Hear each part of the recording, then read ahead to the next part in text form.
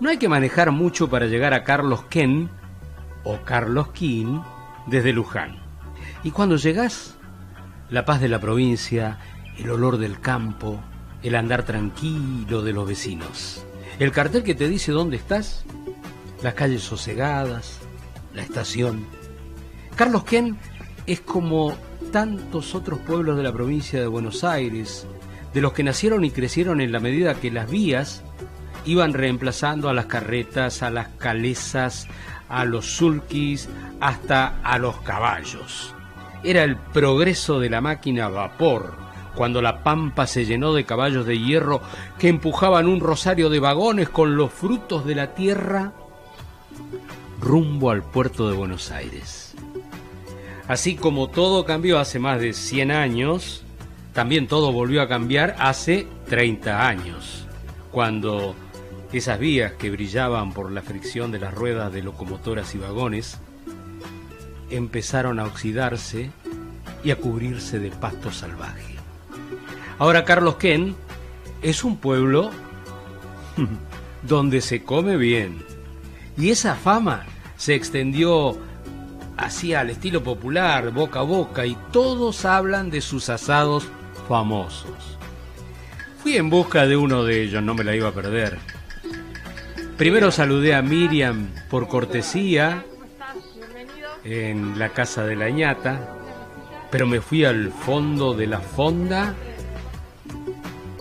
y allí en la parrilla estaba su marido, como un artesano dorando lentamente su efímera obra de arte. Saludé y dije algunas cosas con la excusa de probar una puntita de su trabajo. Esto arranca allá lejos y hace tiempo. Carlos Quén. Carlos Quén, sí. Posta del Camino Real, ¿no? Sus orígenes. Camino Real que empezaba en Buenos Aires. Sí, empezaba en Buenos Aires y era la ruta en la época de la colonia que llegaba hasta el Alto Perú, ¿no? Claro. Que atravesaba varias provincias de lo que es la actual Argentina. Claro, yo conozco bien el Camino Real de Córdoba, ¿no? Lo has hecho varias veces, sí. El Camino Real de Córdoba, has estado en la Quebrada Humahuaca, que también es parte de ese Camino Real. Claro. Y que... prácticamente la ruta nueva sería. Claro, para tener un sentido de lo que es las rutas actuales sería la 9. La 9 vieja, ¿no? No sí. La parte de la autopista. Claro, y entonces, esto fue... ¿Qué cosa del Camino Real? ¿Una parada? Sí, una parada, una posta, una de las tantas postas que había hasta el Alto Perú. Un viaje que al empezar en Buenos Aires se tardaba entre 30 y 60 días de acuerdo al clima. Y saliendo de Luján, la primera posta del Camino Real es esta, la posta de Rocha, que está ubicada unos kilómetros más al sur de donde estamos ahora, ¿no? ¿Y qué había, digamos, la gente que viajaba al Alto Perú, qué tenía acá? Y era más que nada un lugar para descanso y un lugar para cambiar caballos. Claro. Una posta bastante sencilla comparada por ahí con estas postas que había en Córdoba o había en la parte norte ya de la Argentina. Que ya ¿no? podían comer y dormir, por ejemplo. Exactamente. Hay una curiosidad interesante porque en las cercanías de esta posta acampa Belgrano, acampa el ejército que va a crear la bandera en 1812. Camino a Rosario. Camino a Rosario. Lo que pasa es que toman esta parte del camino porque venían haciendo leva. Es muy muy curiosa esa anécdota porque ¿Leva qué significa? Levantar gente, es decir, reclutar gente para las milicias, ¿no? Porque claro. Es la época que se está armando todo lo que tiene que ver con los futuros ejércitos de la Revolución y de la Independencia.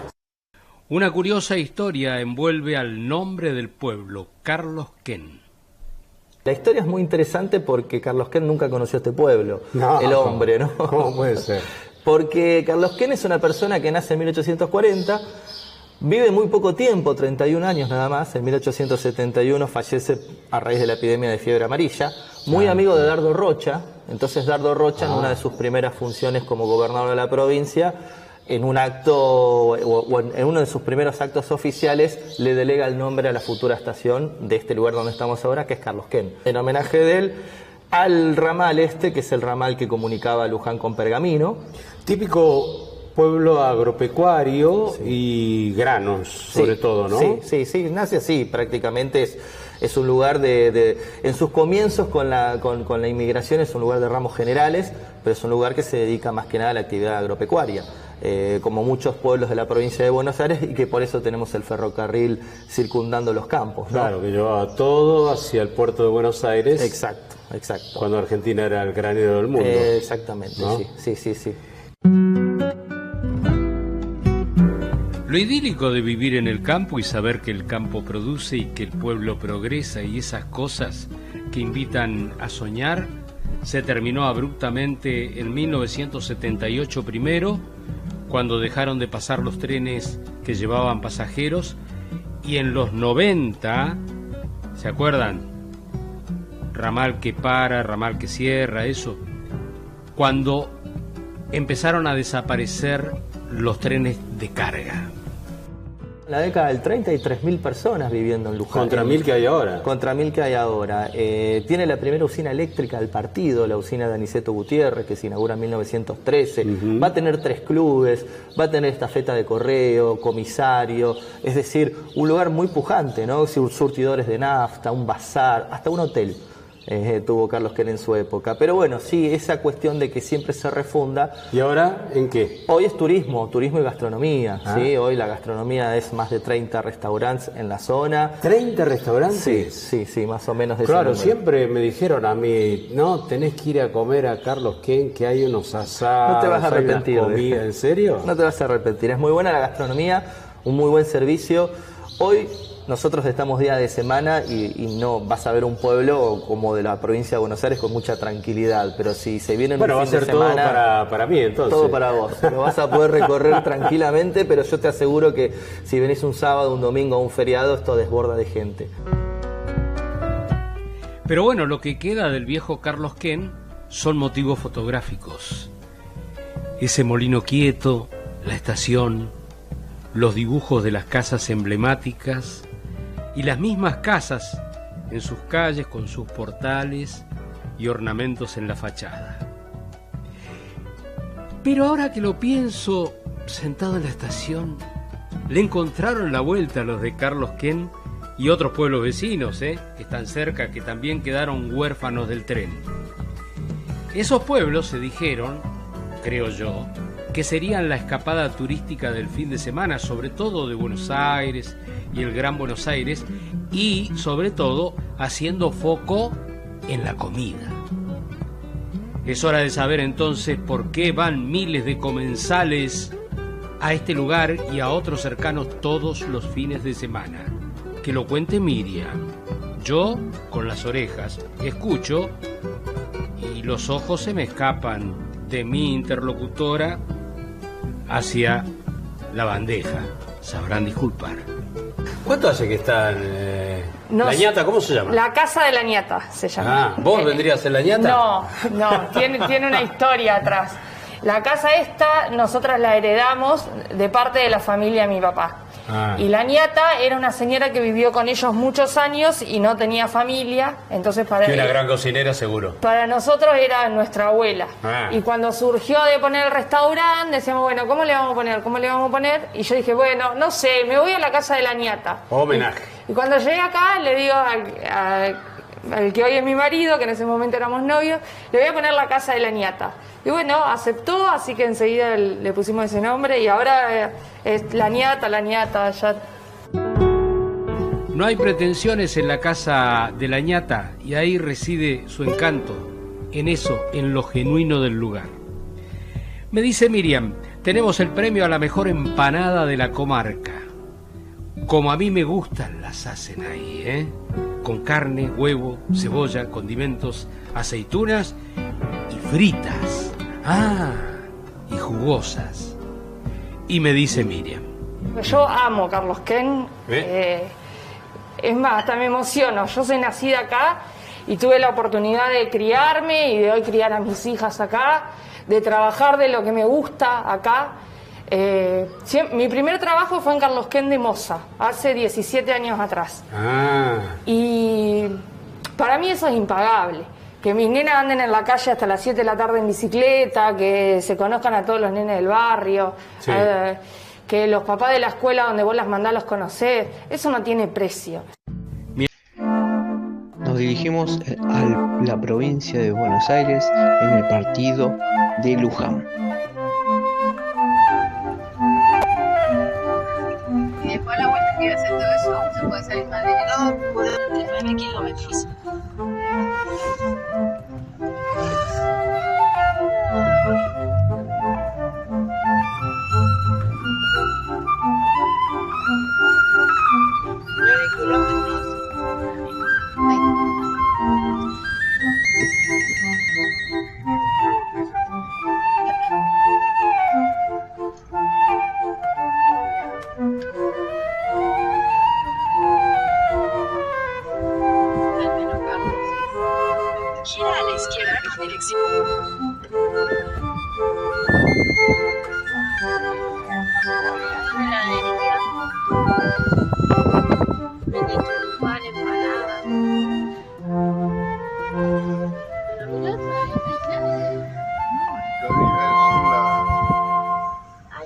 Milano. Sí, sí. Dos horas no. Hay que buscar estacionamiento.